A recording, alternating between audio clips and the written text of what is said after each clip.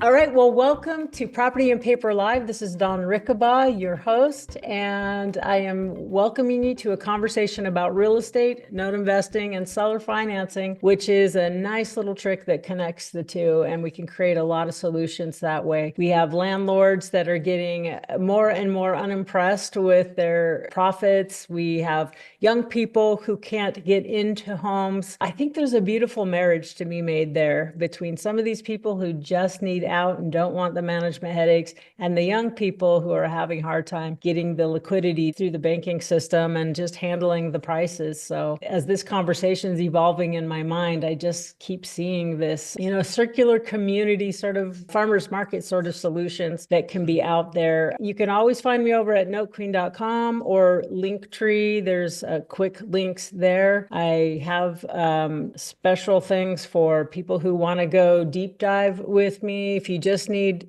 hey, I almost get it, but I just need a little help with this thing. Those of us that have been around a while, we just come to realize that there's a lot of people that know how to do real estate investing, or they've built a nice portfolio of rentals. But most people really fail to understand the discounted market for notes. It's a very obscure concept. And I think recently, a couple of conversations, when I couch it in terms of this is an annuity, a note or a loan or a mortgage, it's basically you're creating or buying an annuity, a stream of income. And sometimes people really can connect with that. They can understand a stream of income. I invite people to go ahead and chat. And if you're not listening live, these are going to be hosted in full format on my podcast, Owner Financing and Note Investing, and then just little shorts in other social media places. And if you do want to participate live, it's propertyandpaper.com, and you can register for the next one that we have. All right, Robin,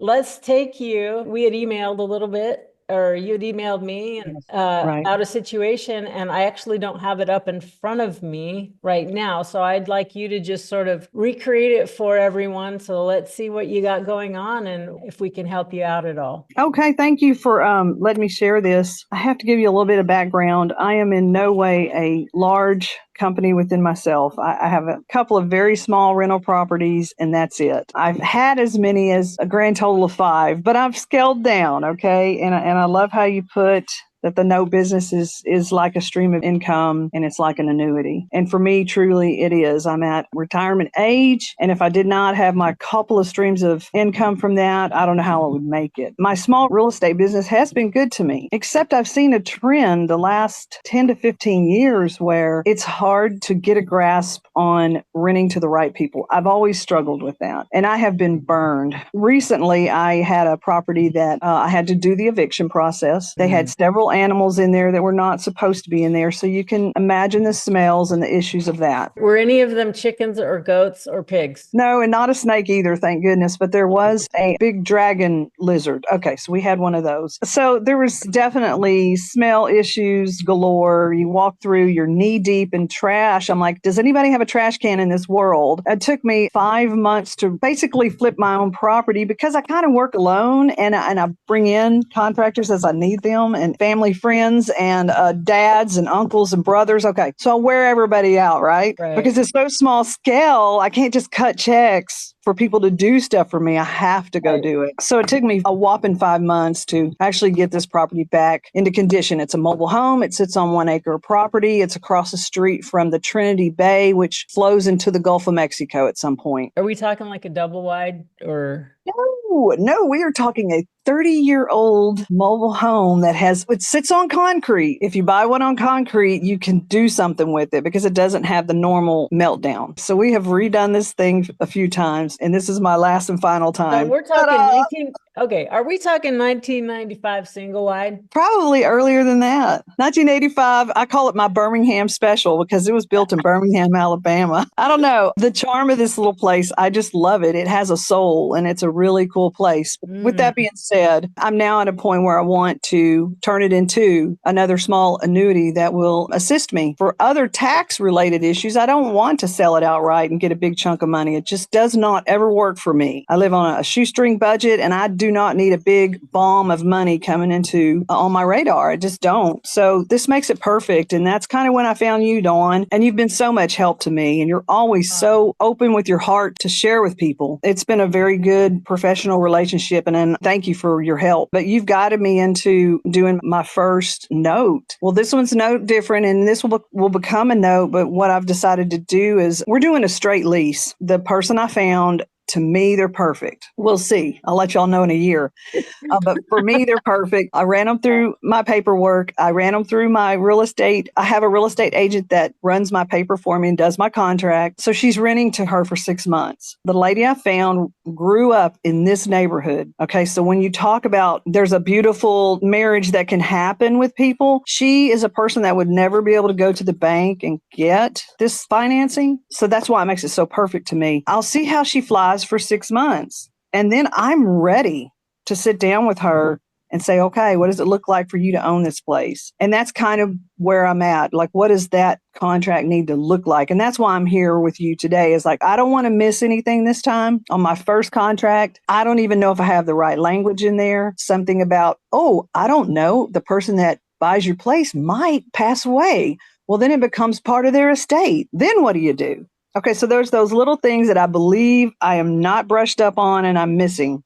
And that's why I'm here today, is because I'm going to do this in 6 months, but I want to do it right. Yeah, well, fantastic. Well, good for you. And thank you so much for giving us that backstory. I'm sure a lot of people can relate to you. And usually whoever's speaking and sharing, they're talking and asking questions for dozens of other people too. So I really appreciate it when people are like, hey, here's my life. Here's what's really going on. You've rehabbed this. You're in love with it again after the landlord nightmare. So you're going from management nightmare to income dream is what the goal is. What you don't want to do is sell our nightmare, but now it's not a nightmare. You've made it into a dream again. Right. Yes. For some people, they don't have the bandwidth, or they can't, go in and rehab it. So what they want to do is they want to get rid of the nightmare and get that dream, income dream, blah, blah, blah. Just in case I have to toot my own things.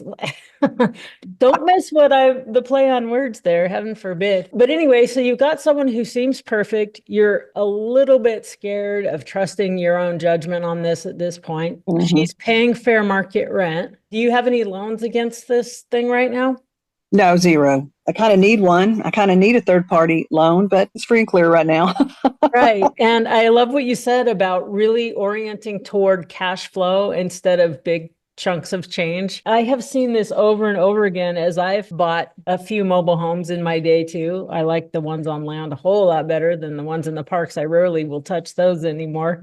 People think that they need a big wad of cash, and what happens is it disappears really, really fast. And then they're back to hoping that, Medicare or their disability or some other, they can get a job. Anyway, I want to thank you for bringing that up, because if more people would orient to, don't go for big, sexy wads of cash. Of course, if they drop in your lap, don't say no. But I orient around just a little more passive income this month than I had last month. And that's that income, man. Like you talk about, I don't have a lot of traditional rentals, very, very small. One I run as an Airbnb, but I don't even have to run it because my daughter does all that. But gosh, it's just those basic little bits of money that come in. I'm like, I could really go on sabbatical again and have my basic nut covered just on the little bit of, it's not grand. Yeah. You know what I'm saying? Or if something just really happened where I couldn't do the regular gig. So I want people to really take that one in. Do you mind if we just talk real numbers? What do you think this thing is worth right now? If you were to just sell right now with an agent, what would they list it at? This is where you come in, and you've helped me see the true numbers of things. There's an Enron value that I think it's worth. And it's close to, my place is worth $200,000. Okay. But then there's the reality of, what the tax office says, and then what the Zillow sends you every month. And then you kind of just have to scrape it all together and put it in the big hot dog machine and come up with a number. Another thing you taught me, there's a value to the owner financing. So now my value gets to go up a little bit. It's an off market kind of vehicle that can be paid for over time and doesn't have to be paid for in points at the bank, and just kind of be, those points can kind of come to me in a higher amount of value that I end up selling it for. I don't know all the language, so you guys please forgive me on all this stuff. But basically, from what the Zillows and stuff send me, it thinks it's worth around 140. I believe it's worth around 165. My Enron value is around 200. I have on my team, my small team, I made a call to a very serious real estate broker in my area that has been here for 100 years. We are on each other's speed dial. We have talked about properties. We have one that is next door to each other. So we created a relationship, and I called her and I said, here's my numbers. What are you thinking? So when I spit the 165 out, and I did preface by telling her it's going to be an off-market deal. Somebody's going to have to not be able to go to the bank. They're going to want to come to an owner finance. I'm looking at 165 for a mobile home on concrete across the street from the bay on 1 acre. And she said, I think that would do it. I think she probably was thinking 150, but I think I could go for the 165. So that $15,000 spread comes from the things that I've learned from you, Dawn. I think that's fair enough. But you said you did have an agent that helps you. So she's only on the rental side. She doesn't know much about owner finance. For the purposes of this, let's just go with, if you sold it on the market, can you get a loan? Can someone get a loan against this property, as far as you know? Is it considered real property because it's attached? Yes, it's considered real property. So someone can get a loan on it? Yes. Okay. So let's just pretend it is worth 140, 150, and then it's totally normal to mark it up. Usually I'm saying not much more than a 10%. It's about that, right? A 10% markup. So that's within range. Like we talked in the beginning of not selling one headache to buy another headache down the road.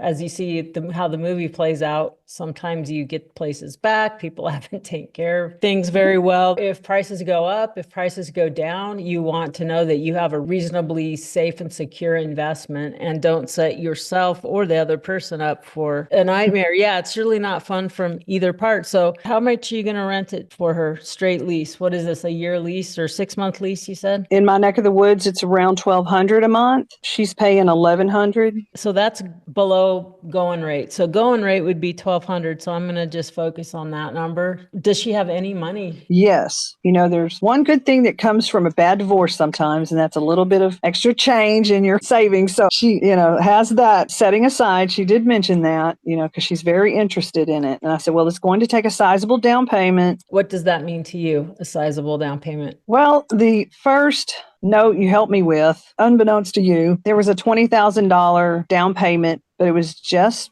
property, but it was on the water. So there was a $20,000, but I owed a lot and I had to pay a lot, and I absolutely saw nothing but maybe about $700 from that. I had a $700 deposit. That's the one where they've been paying perfect for 3 years, and all of a sudden the guy got in a car wreck. So these are the things that I know needs to be in a contract, and I don't have that covered. He's now paying again, but it was a bleep to my income for several months. 4 or 5 months straight. So those big hits on the income when you're not expecting them are hard to recoup on my income. I know you have a lot of different concerns, but I think we'll handle all of them at once if we just address how you structure this deal right here, because people, what if they die? I mean, this stuff happens all the time. If we structure it right in the beginning, a lot of other concerns take care of themselves naturally. You will decrease the statistical likelihood that you will have any hiccup or headache with it. And so I don't think it's like, hey, I need to get a really super custom contract. I mean, I'm not talking leases. I'm just talking owner financing. How much money does she have? How much could she put down? And do you know for sure, does she have employment? She has great employment. She can afford it all day long, even if you had her underwritten by MLO, right? She's on her own now again. So she struggles with getting back to being able to cover all of her own stuff.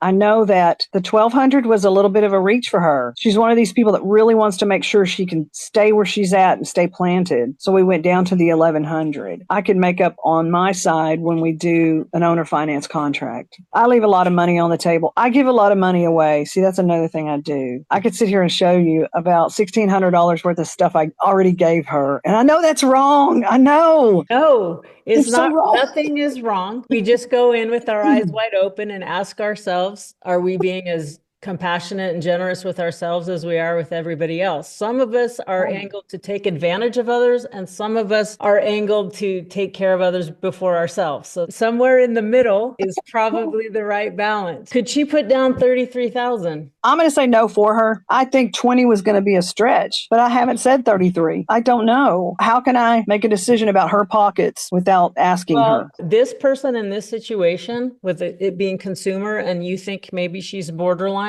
I would totally give this over to Madison and let them underwrite her and totally document ability to pay. None of this means you won't or can't do it. It means you've very clearly documented. Now, you don't have to, because you're not doing high volume. You're not really considered a loan originator. It would be like the cross your T's, dot your I's, like there's nothing that I haven't left unturned. Something goes bad. Her kids now say that you put her in a predatory situation. I don't know. You want to look really clean, like you did this person a solid instead of took advantage of them. So number one, how it works is you pay the $1,000 up front for this underwriting, because legally you have to pay for it as the seller. And then when they're approved, they pay it as part of their closing costs and you get reimbursed for that. That's how that works. But to me, in a lot of situations, it's just nice peace of mind. Look, I'm still going to go forward, even though they have the income. Okay, credit wasn't as good as I had hoped, but I have all the information, eyes wide open. I'm making my decision anyway. I was just talking to someone who's saying, I really don't want to ask anyone for a down payment because I don't want the tax hit. And I said, well, you got to balance the tax hit with the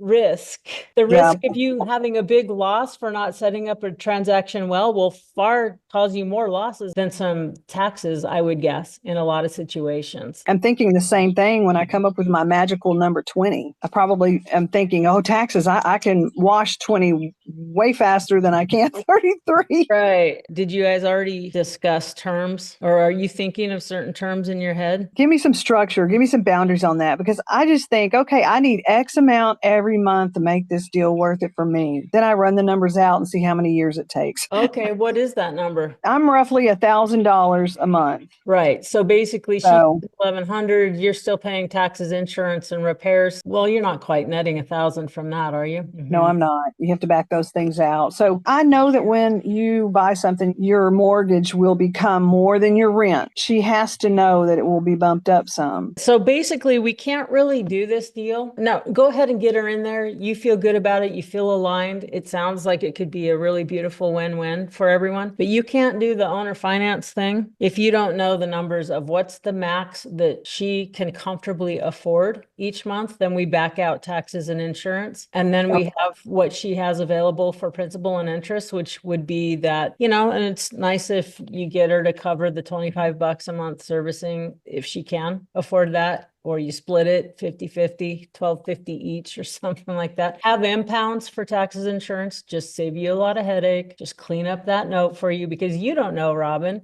just like none of us knows. We all could end up in the hospital or 6 feet under, right? The people that are cleaning up after us, the tighter we do these, the better it is for everyone. The taxes and insurance are about $140 a month. So then I'm just going to say she has, and this is with putting down 20% at your 165. Or if she says, I can put down that much, but can you drop the price a little bit? She might say that, price in terms like the more cash you ask for her up front, the more price. I mean, she may not ask, but because there's a property right now where I'm saying, if I don't have to put anything down, I'll pay you double what I would pay you for cash right now. So I'm going to pretend like she can put 33,000 down at your 165. That's going to leave her a loan of 132. And even if I put that, now I don't know if you want to amortize over 30 years, but if you did at 8%, that P&I payment, principal and interest, would be $968.57. We hope that the mobile home doesn't melt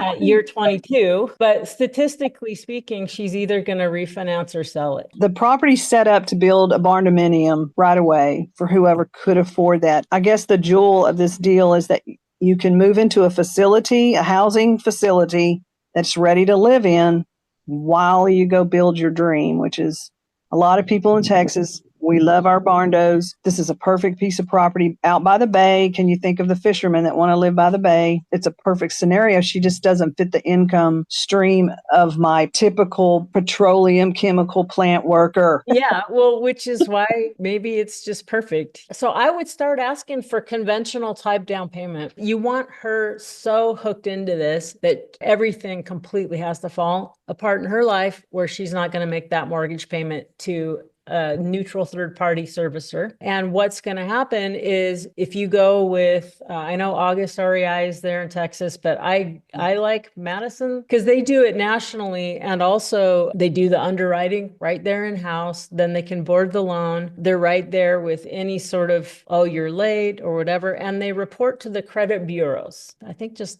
a few, 2, 3 that I know of actually report to the credit bureau. So it will help her with her credit. Now, you don't want her to refinance, but it just sets up so this note is as strong as possible. If something happened to you and you had to sell the note, you don't want to be chopped off at the knees, right, Robin? So you really got to think, what's good for me now? And yes, I don't want the taxes, but also I want not to have a headache with this down the road and take losses that will exceed any tax savings I did. Well, and what's more important that you mentioned is the people that would care for the situation if something happened to her. I don't want them coming in and, like you said, I put her in a predatory situation. I want it to be clean and seamless, and it was a good deal, and it's a beautiful vision for her. So I'm going to pretend like those numbers are kind of like fair. Okay, so ending up with the 968, well, I can live with that every day. Especially if you have no taxes, no insurance, no regards. And then she's bought in before she walks away from 33,000. And if she says, well, I'll put down more if you'll drop the price by 5,000 or something, it just creates a safer thing down the road. Yes. And she has no other collateral that you could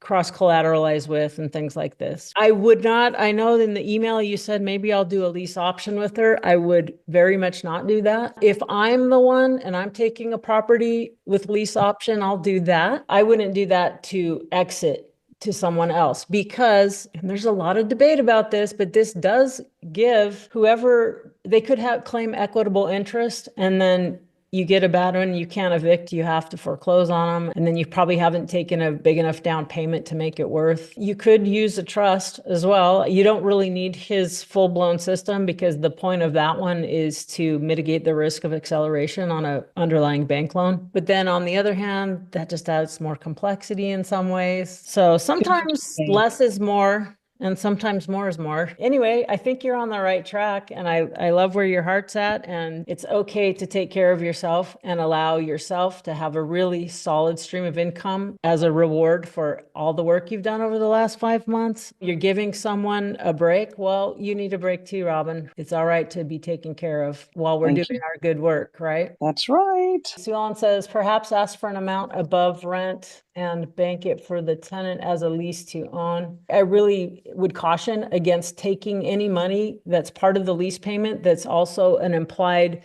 future equitable interest or ownership interest. I would not do that. A lot of people do this. So there's some people that are very big in real estate. Their attorneys tell them there's nothing to this equitable interest thing. Don't worry about it. There's a lot of people running with a lot of different advice, but your whole point is wanting the income. Now, if she goes to refinance, you're going to go, I don't want to get paid off. How do I match the terms? It's a happy problem at that point, but I don't foresee that happening too soon. And also you could say, well, how about we just walk the mortgage to another property you have? Now, this lady's not going to own any other property, but I think, Dave, you've done that. I just completed the 6th move of the same note. The title company said, the note and the deed of trust have to match each other for the title company to insure it, unless I provide the deed of trust. In other words, the attorney wrote the deed of trust. We've kept the collateral the same. This is the apartment building up at State Line, and the guy who flips apartment buildings from building to building, and I just keep moving the note from building to building.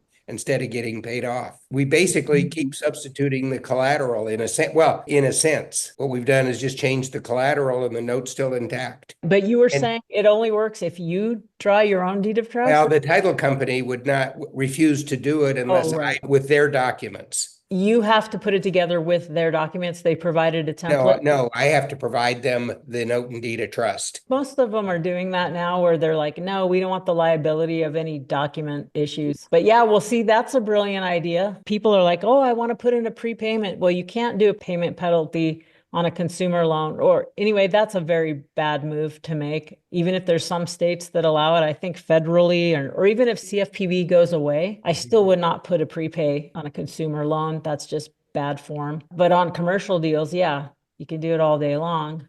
Yeah, but this is somebody who has multiple properties. Right. So if you don't have someone who has multiple properties, it could be trickier. I always thought that was fantastic. And you figured out that it just maintains your tax benefit on that. You're happy because you're getting that income and not taking the tax hit. And he's happy because he has private money at 6 or 7%, right? And I'm avoiding a $250,000 tax liability. You're saving a lot of money and he's getting to play with 7% private money over and over and over again. Thank you so much for that, Dave. That reminder. I always like be reminded of your crazy stories. Yeah. Robin Jackson, I'm in Texas and I like Provident Loan Servicing in Grapevine. Robin Jackson's, do they report? Do they offer RMLO Yes. underwriting, and do they report to credit? Yeah, they do it all. You know, I haven't heard of them, so thank you for that. My story is such a low amount story.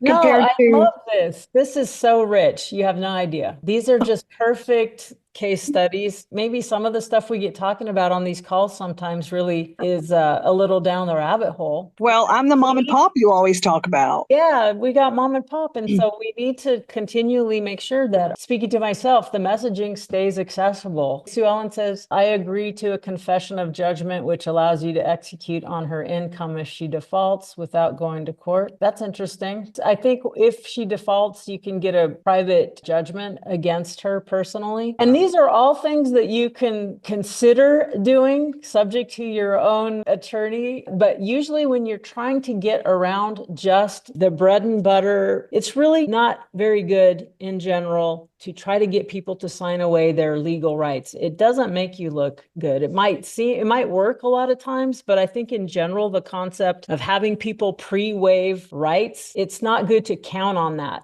It might be a backup or something. I don't know. You can do a lot of complex little widgets, this and that. You know what solves it? 20% down. You don't have to usually pull in all the gymnastics, but if you're going to take 10% or less from someone, you better tighten up your safety a little bit. Bob says, are you suggesting not to use lease purchases? I am suggesting that. That is my position. I'll use it to buy on a lease purchase. If the person who's buying on the lease option lease purchase, if they know their rights, you're not going to evict. You're going to have a nightmare. As soon as the judge figures out that they think that that is their home, you can't just put them out. They can claim equitable interest at certain points. Alex is saying, if your area is mostly oil field or fishing people, maybe you can do a sale to one of the local companies and let them use it for their workers. That does happen out here. Very good idea. And you're right about that. But it's a 30-year-old mobile home. I mean, God, I don't know. My head's not wrapped around. You know what? Don't disparage this. You've put 5 months of your life into this. This is a disguised castle on the bay, and it's a great opportunity for you and another person. Jim says, with these services, the report, can you as the lender make a choice as to whether you want them to report? That's a really good question, Jim. I've never asked. I was thinking the same thing. I don't even know if I want it reported. It just, you're on radar. For me, it's a radar deal. The people I had to evict and put out, you can't believe all the dirt they would dig up on me personally. It was really rough. You're already exposed. I hate to tell you, there's no hiding. So note servicing, reporting to the credit bureaus, you might think, no, I don't want them to report because, and I want other people's opinion, why take the opposite view? But in my view, number one, they have the potential to refinance at some point, and you have the option to let them refi you out or reduce the terms, to match. You have that option. It makes the stronger, you have third-party servicing, and the stronger their credit score. If something happens to you, Robin, a good credit score is going to make your note worth a lot more. 20% down is kapoom. It's a good note Yes. as long as your valuation wasn't crazy. If you sold it for 180, I'm going, nah, you're starting to get diminishing returns because you amped up the property too high. Now they're still underwater. Even though they put 20% down, they're still underwater on the cash value of this thing. So you got to be careful. There's a sweet spot there. I want the loan to look good if I decide to sell the note. That's another reason, because the institutional people that usually buy the most volume and pay the most money, if the credit score comes in below a certain amount, even no matter how much they want it,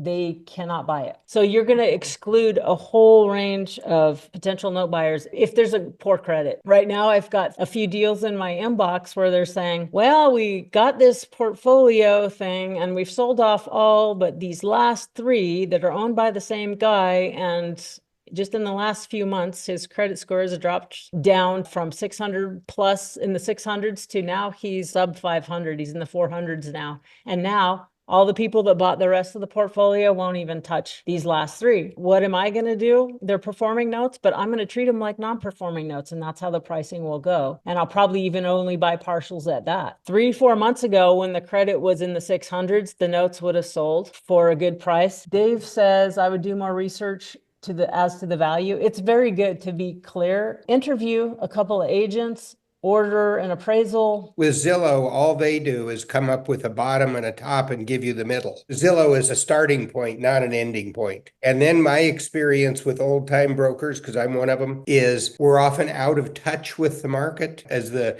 50-year experienced person is, I know there was a condominium project in Lake Tahoe, the one where you had your conference, where the original comptroller for the developer became the agent, and he ended up doing about 90% of the business in that place. Toward the end of his career, he was so undervaluing them. My clients had a heyday buying them. Get a rookie agent. They'll look hard. Yeah, you just really want to get clear on your numbers, and then you can see how we worked it through to adjust. There's all ways to compensate, but the most important thing, what's the most she can do that'll work, and what's the least minimum that will work for you? Sometimes I've done things, probably a lot of us have, where, yeah, I could get a little bit more, but this one is a feel good. This one meets my values. It fills me up in more than one way. It felt good in your heart. There's a lot of value to that. Yes, it's a financial thing, but there's a lot more human elements. Dave, do you remember this? The Silicon Valley, when the rents were absolutely insane. Maybe they're still insane.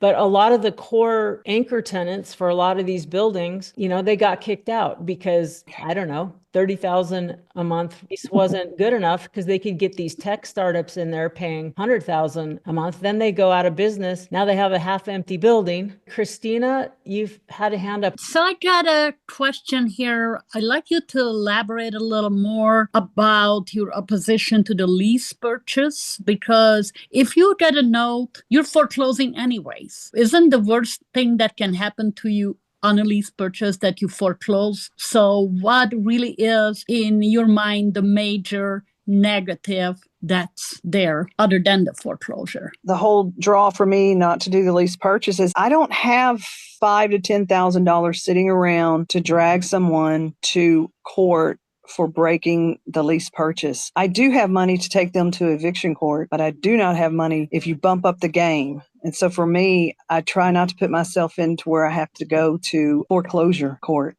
It's just so much more expensive. But if you're carrying a note, you're going to have to foreclose anyways. Yeah, correct me if I'm wrong, but if you do owner financing, you're taking a heck of a lot more upfront than you are as an option fee. Option fees in my world are usually a lot less than a down payment on a note. One of the partners that I've been working with for a lot of years, his system is he'll let you in at about 10% and does a 5-year option. And each year, the buyer puts more skin, chunks of down payments into the game. And at the end of the 5 years, he carries a 30-year note. Well, what are you taking down in the beginning? So if someone has a big problem in year 2, now they've given you 2 chunks of money. Now they are pretty deep into it. So how deep are we talking? Are they 20% deep in the first year or 2? His goal is to build it up to 20% within the first 5 years. If the people build it up sooner, then here goes turns that into a note right away. So yeah, the goal is over 5 years for them to have 20% equity. If you do an owner finance, you can get 20% equity day one. If I was doing a lease purchase, I would not pay near as much upfront as if I was buying something owner financed. I think it's a good point to make. Like, okay, don't be afraid of foreclosure. Like, hey, we do it. Okay, we're not going to be so scared of it. And maybe it is worth looking at if you can handle that. I'm just saying there's a lot like risk and reward. And that's why I really created the consulting deep dive program that I do, the consulting offering that I have, is because nothing is right or wrong, but based on your situation, your net worth, your need for income, your tax situation, your appetite for risk, the area, this particular buyer, this particular thing. My job is not to crush deals, but to have people go in eyes wide open. And a guy I was just on the phone with yesterday, he was very surprised to hear me say that a note that he thought was really like A paper, I would give that like that's pretend money and you're at the casino. So as a neutral third party, he had no idea. He goes, well, this is a lot of money and they're good for it. I know they're good for it. And so it's just not knowing and then setting yourself up in case something happens to you, something happens to her, setting things up so the people on the other end don't have a really, tangled thing to unwind. I was thinking lease option is a good way to sell as it gives a year or so to improve the credit of the buyer. After the credit is improved, then sell with owner financing, as note buyers will pay good price for the note. Great. And thank you for pointing that out. And there is many ways to do it. It's just balancing risk reward, just going in with your eyes wide open. In her case, she understands that notes are for holding, not for selling. If you want to get the max value from your note, unless you have the ability to sell at a discount and make a much higher yield on another prospect, if you set a good note up, they're for holding. If you set a note up knowing that you're going to sell it, it's a completely different note. Appreciate that, Amin. Working hard out there in Boston. I would think that when we sell the houses through whatever creative financing, lease option, owner financing, our target buyers are people with some issues and they don't qualify for bank financing. That's why they're coming to us. And credit blemishes are one major issue for these buyers. If we straight away sell with owner financing because of their credit problems, we are not going to fetch a good rate, right, for the note. My thinking is I do credit repair, so I think sell the house with a lease option, give me a year or so to fix their credit. Once that's up, then I go to a note buyer and arrange the financing. What do you say to that? There's so many ways to peel the banana, right? There's nothing that's wrong. It's just that you potentially, doesn't mean you shouldn't do it, but you just have to know that you're potentially creating a problem if you do a lease with an option or you're charging them extra money because part of that's going to be applied to the down payment. That's no longer as nice and clean of a strategy as it used to be before all the regulatory stuff came in. The point is, if someone has a lot of down payment, if they have big down payment, and let's just say they're self-employed and that's the reason they can't, they don't have the seasoning. There's a lot of people that can afford places that can't thread the eye of the needle. And that may get worse. Liquidity may get worse. So we need to get better and better at these other options. But you know what solves a lot of problems on credit is a huge down payment. Really, when we're marketing to people out there trying to get them to do the deals, like see the sellers that we're going after, and we're like, oh, we want them to do owner financing for us. But if we hit them with that up front, they're going to go, I don't know what you're talking about. I want to sell my property for cash. So usually it's easier not to do. You go after these things as a cash play, or would you let me rent your property? Now here in North Valley, Christina, I would be interested if you're still on, if you have heard this, because I was told just less than 2 weeks ago from someone, the North Valley, that there's big developers up there. This is north of Reno, a little ways. They're now renting their places because they can't sell them at the prices that they want, even when they're buying down the rates to 5.5%. Think of that. All this subdivision of new homes, even at 5.5%, they can't sell them at the price points that they're trying to move them at. Now they're renting. Think of this, builders starting to rent out their properties. That is correct. They are renting brand new homes at $2,700 a month. Well, I can go and offer someone a lease purchase for less than that. And another issue is once you start looking at your little subdivision where half the people are rentals, some of them might be Section 8, how many people would like to buy in there? I just think that things are starting to shift, but people aren't knowing yet. In just a little bit of flipping properties, dealing with a handful of stuff here and there over the last several months, I'm like, oh boy, inventory's up in some of these areas and I'm not going to sit around. I price my deals 10% below the competition because I just want in escrow and out. You know, there's first mover advantage. We're a relatively stable area, but still prices are going down. And the fact that builders are having to do this rental thing is things are happening in the market that aren't really showing up yet or being talked about very much. It's going to be harder for regular people to own because I kind of heard that, you know, a lot of the big institutional hedge funds, BlackRocks and different people are trying to buy up all the real estate again. Things will maybe fall a little bit, but not where the regular people can really get in them. Just let me wrap this up from Dave Kurtzman, who is you guys know he was sharing earlier today for a lot of the call. He says, I won't touch a lease option, no desire to be named in a lawsuit. So the last thing I'll say is that, to Dave's point, is another reason is that when you're on title to property, it seems safer, but it's actually not, because guess what? Banks don't get sued when someone trips and falls. Wow, we really went over today. It's been so great. I appreciate everybody's contribution. Robin, I hope this was really helpful. Anyway, we'll go out there and create financial solutions, just one mom and pop to another. I will see you around the queendom. Take care, everyone.